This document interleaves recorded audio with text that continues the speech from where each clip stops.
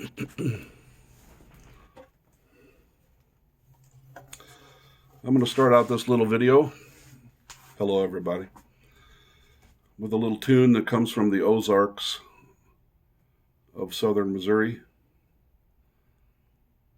And this particular version of the tune is mostly inspired by the great Ozark fiddler Lee Stoneking. Echoes of the Ozarks.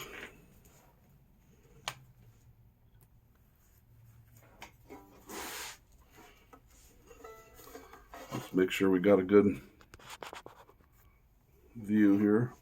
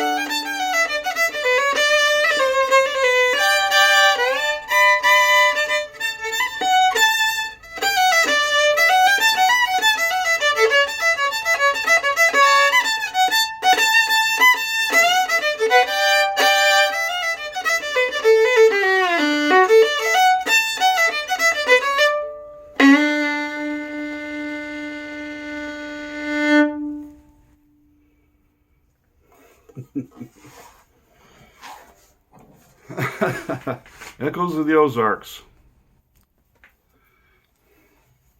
Well, I'll tell you one thing. This violin here was made one hell of a long way a ways from the Ozarks of Missouri.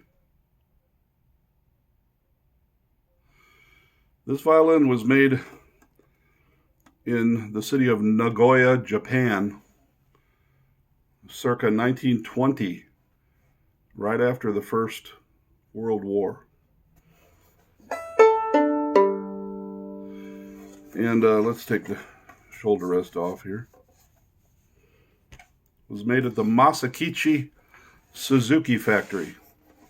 Masakichi Suzuki had a huge factory making violin family instruments: violin, viola, cello, and bass. They had, at least 3 or 4 different grades of violins that they made. The same was probably true of the violas and cellos and basses as well. The main difference, of course, being the choice of wood, how fancy the wood is, how much curl and flame there is into the going through the piece of maple that was used for the back and the sides and even the neck. Of course, I've seen fairly wide variance in the quality of the workmanship. However, there's nothing that would that one could say is, atrocious. The overall quality of the making was pretty damn high. In fact, in some ways, it exceeded the quality of instruments that was coming out of Germany around the same time, or perhaps a little bit before, in a comparable price range. Although that's a grotesque generalization, which I'm not sure if I can stand by that or not. But let's not go into that right now. However, some of the senior makers, of course, were producing some of the top of the line instruments, and I believe this is actually one of the top of the line Suzuki violins, without a doubt. The quality of the workmanship and the woodworking is quite high. Everything is crisp and clean and quite well done. Choice of woods is exceptional. Beautiful back, beautiful curly maple back. And now this maple, of course, was indigenous to Japan, and it bears characteristics that are unlike American or European maples, even though they all exhibit this sort of curling and flaming effect in the wood. But you can always tell the Japanese maple, it just has a little bit of a different look about it. The sides on this fiddle are not all that highly figured, which might suggest that it's not the absolute top of the line, but it was pretty close. The scroll is quite nicely carved. Very, very well done.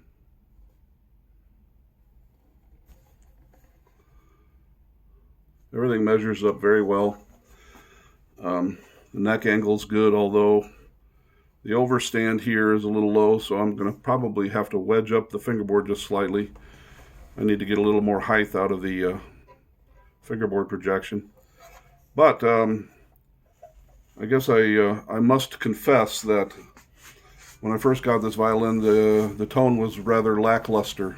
It was not very charming at all. It was rather bland, and I had the sense that there was actually too much wood in the top for sure. Well, I did remove the top at one point to restore this thing, and after checking the graduations, yes, indeed, the top had quite a lot of wood in it. It was too much wood for the top to breathe and flex properly, which is so critical in this little game we call violin making. The back was perfect, actually, very nice. I left the back completely alone, but I did regraduate the top, put in a new bass bar, and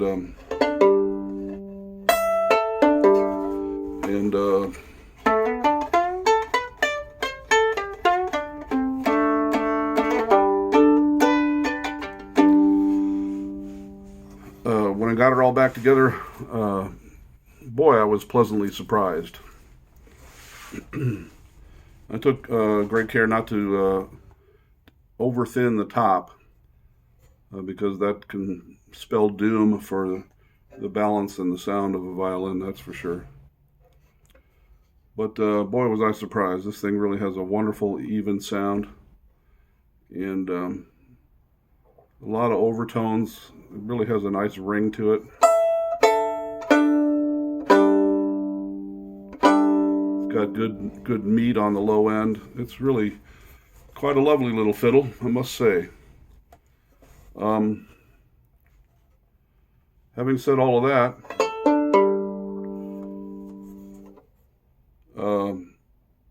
let me add that I actually own about, 3 or 4 other Suzuki violins, a couple of which are just really bottom of the line.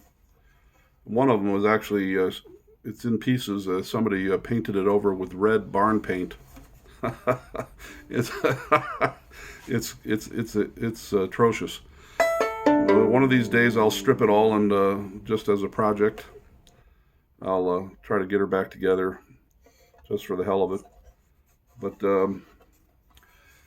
back in the 1990s, I played on a Masakichi Suzuki violin for several years straight. It was like my main violin for at least a couple of years, I believe, when I played in a band that was called the Flying Mules. The Flying Mules. Sort of an electro-acoustic, hard-driving bluegrass band of sorts. But I played the hell out of that Suzuki violin. It was actually an upper model, up in the line. The woodworking was spectacularly fine. The scroll was among the most beautiful scrolls I think I've ever seen on a violin. It was extraordinary. It was truly the hand of a master carver. It was so kind and pleasant on the old eyeballs. It was just beautifully done in every possible way. And this fiddle had a great tone, just a great acoustic tone. Not super, super, super powerful, but such a wonderful balance. And just played real easily under a bow. However, there was one strange aspect to this fiddle, which was that over time, somehow, and for what reason I'm not sure, the varnish kind of morphed into this really sort of strange greenish brown color. It was a really strange looking varnish, man, but it was all 100% original. But I didn't mind because it sounded so great, and I just, the neck had a wonderful feel to it. Just everything about the feel of the violin was just right up my alley. It was great. Just a fantastic fiddle. But as we can all appreciate, I fell on hard times and needed to raise some cash, and started selling off some of my violins during a period there. And I actually did sell that fiddle, and I knew where it had been. I knew where it was. Let me put it that way. And years and years later, this could have been as long ago as, as long after as 8 years after I had sold it. The violin turned up in a buddy of mine's violin shop for sale, and I had the option or opportunity to buy the thing right back.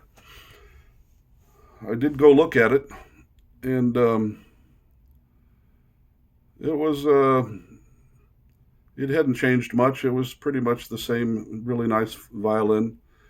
However, I didn't have the money at that time, right at that exact time. It would have been a bit of too much of a squeeze for me to buy it back. Didn't have much extra money back in those days. I was living paycheck to paycheck, as so many of us do. So I ultimately had to pass on it. So I don't know where the violin is now. No, is it possible that one could track it down? Perhaps with the help of my my buddy who owns another violin shop. It's possible, but I've got too many goddamn fiddles in my possession as it is. I don't really need it. However, this little talk, of course, is just kind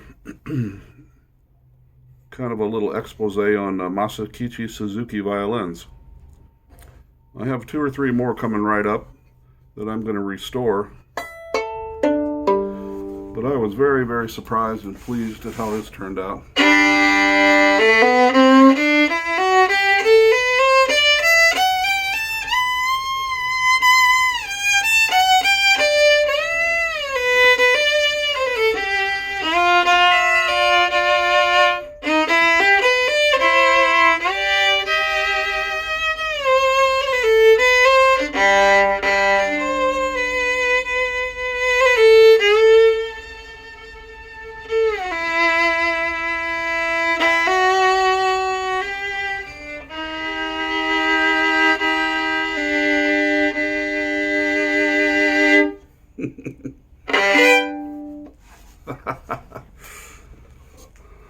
Namaste.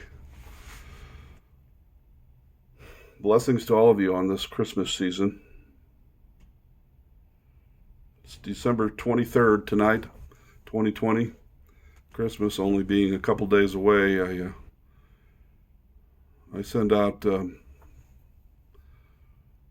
prayers for health and safety and peace to all of you.